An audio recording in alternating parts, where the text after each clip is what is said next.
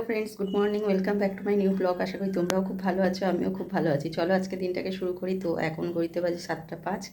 এখন থেকে আমার ব্লগটা স্টার্ট করছি। চলো দেখতে থাকো সারাদিন আমি কী কী করি, সঙ্গে থাকো, সাথে থাকো আর দেখতে থাকো।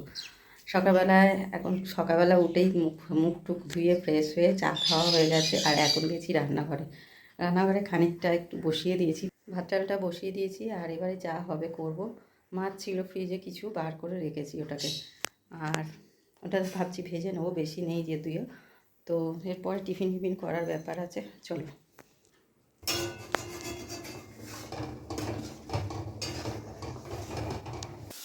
আর এখানে মাছ ভাজা চলছে।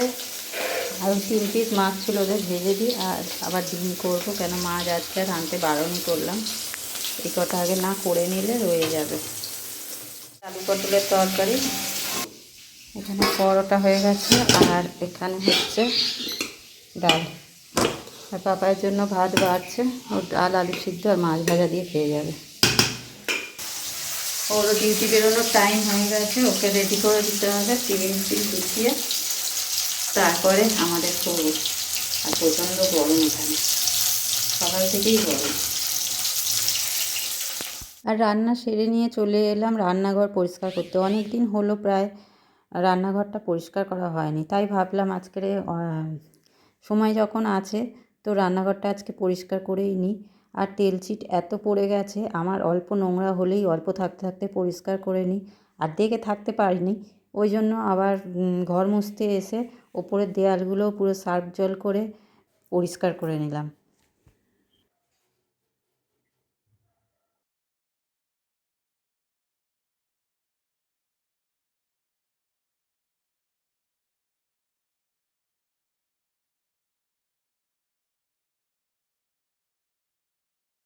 আর আজকে আমি পরিষ্কার করতে গিয়ে নাজেহাল হয়ে যাচ্ছি। একে তো গরম 1 নম্বর কথা, আর 2 নম্বর হচ্ছে একবার উপরে উঠে আমার করতে হচ্ছে উপরের দেয়ালগুলোর জন্য, আর একবার নিচে নেমে নিচের টাইলসগুলো পরিষ্কার করতে হচ্ছে। এই ওঠা নামা আর হাত ওপর নিচ করে করে আজকের আমার হাতের অবস্থা, পায়ের অবস্থা একদম খারাপ হয়ে যাচ্ছে। বিকেলবেলা এর অ্যাকশানটা টের পাবো, এখন কিছু বুঝতে পারবো না। তাই এখন করেই যাই কাজগুলো, তারপরে যা হবে দেখা যাবে পরে। সেরকম হলে একটা ওষুধ হয়তো খেতে হবে। তো দেখি কতটা কি করতে পারি, আশা করছি পুরোটা কমপ্লিট করে তবেই বেরোবো।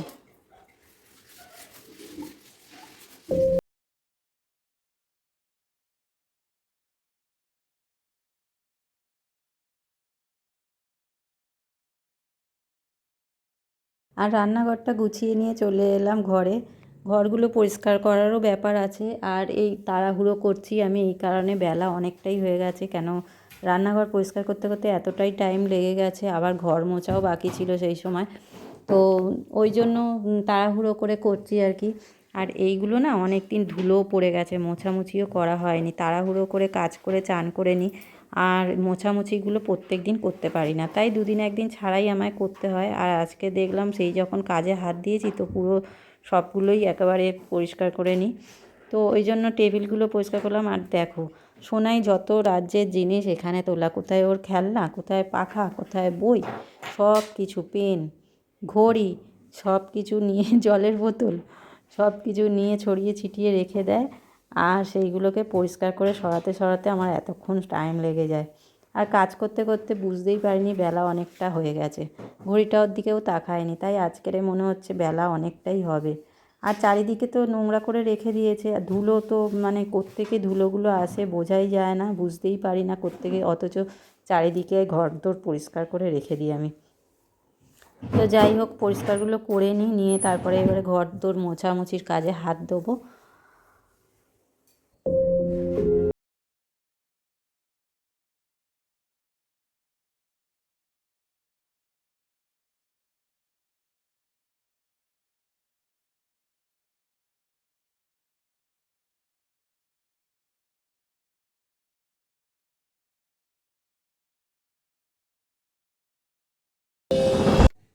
আর স্নান টান করে চলে এলাম। এসে এবার খেতে দেবো বলে বাসন নিতে এসেছি, থালা নিতে এসেছি। তো থালাগুলো নিয়ে আগে ধুয়ে নিয়ে খাবারটা দিতে হবে। খাবো, সব বসে আছে, সব চান হয়ে গেছে। সোনাই সব ঘুমাচ্ছিল, উঠলো এক্ষুনি, ও স্নান করে নিল।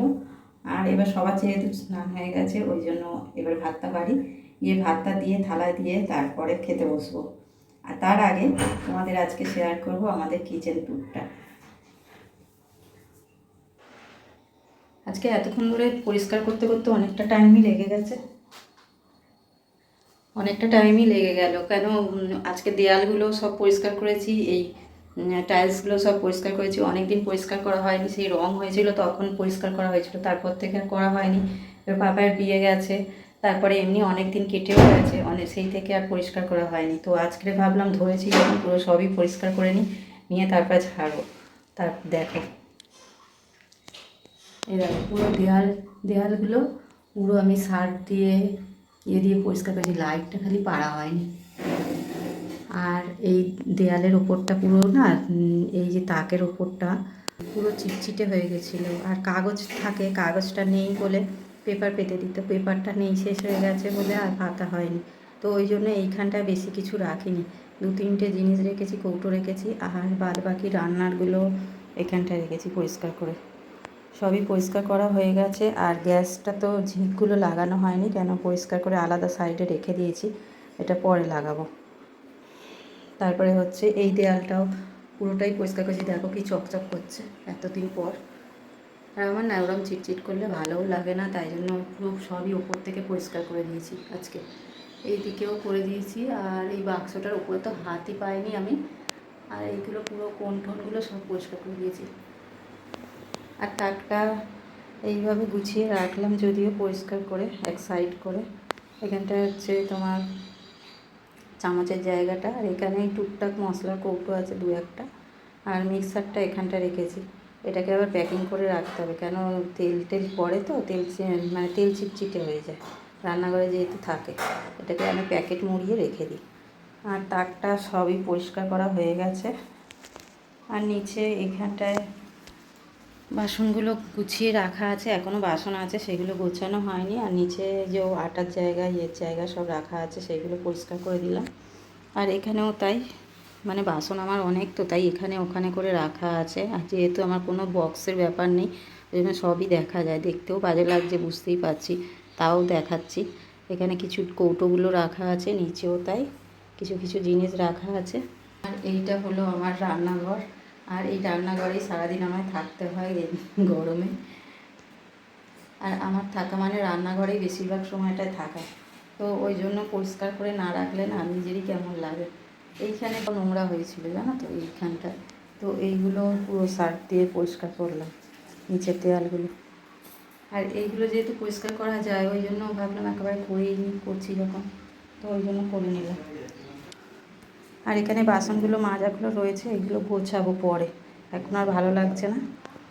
ওগুলো গোছাবো সেই বিকেলবেলা, সন্ধ্যেবেলা। এখন আর ভালো লাগছে না গোছাতে, হাত ব্যথা হয়ে গেছে আমার, উপর দিকে কাজ করতে গেলেই হাত ব্যথা হয়ে যায়। যাই এবার ভাতটা খাই।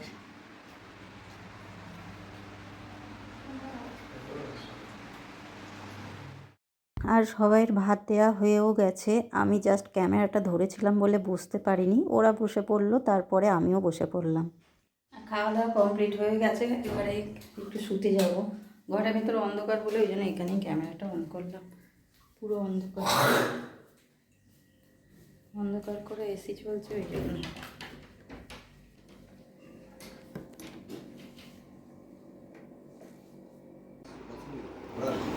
আমরা ভাবি এই প্রত্যেক কাজেরই পাবে পা ফেলে গিয়ে ব্যালেন্সটা ভালো থাকে, না পা ফেললে হাত দেবে, ছোটো ছোটো টান তো, বড় বড় টান হলে অসুবিধা হলো। সন্ধ্যেবেলা ঘুম থেকে উঠে চা খাওয়া হয়ে গেছে, আর এখন তরমুজ কেটে সবাইকে দিলাম। ওরা ওদের বাবাই আর সুমনা দুজনে ও ঘরে গেল, কেন এই ঘরে সোনাই পড়তে বসেছে, ও পড়ছে বলে ওরা পাশের ঘরে গেল, গিয়ে ওরা টিভি দেখছে। আর আমি এখানে তরমুজ নিয়ে বসে পড়েছি, সবার খাওয়া হয়ে গেছে, সবার লাস্ট আমি। এখানে সোনাইকে দিয়েছিলাম, ও খায়নি, একটুখানি রেখে দিয়েছে, এটাও খেয়ে নি এর সাথে।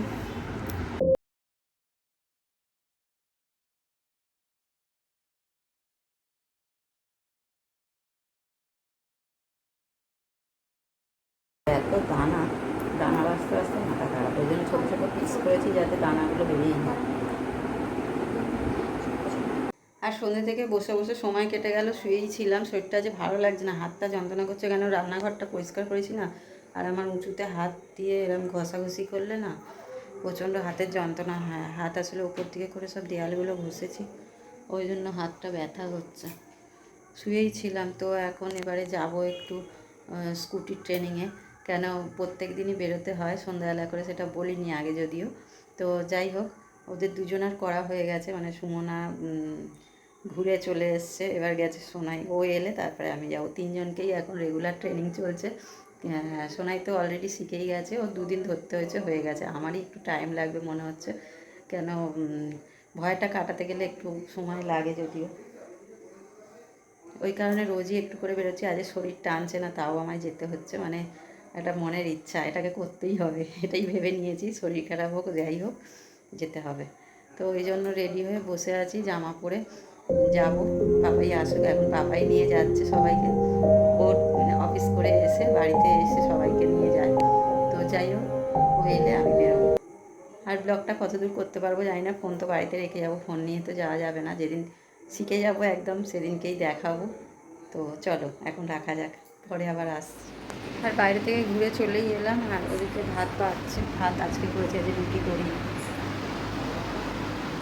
মশারি খাটানো হয়ে গেছে, সব রেডি, এবারে খাবে আর শোবে। তো আজকে আমার শরীরটা এমনিতেই ভালো না খুব একটা, শরীরটা আজ দুপুরের পর থেকেই খুব খারাপ লাগছিলো, তাই জন্য এসে একটু শুয়ে পড়েছিলাম।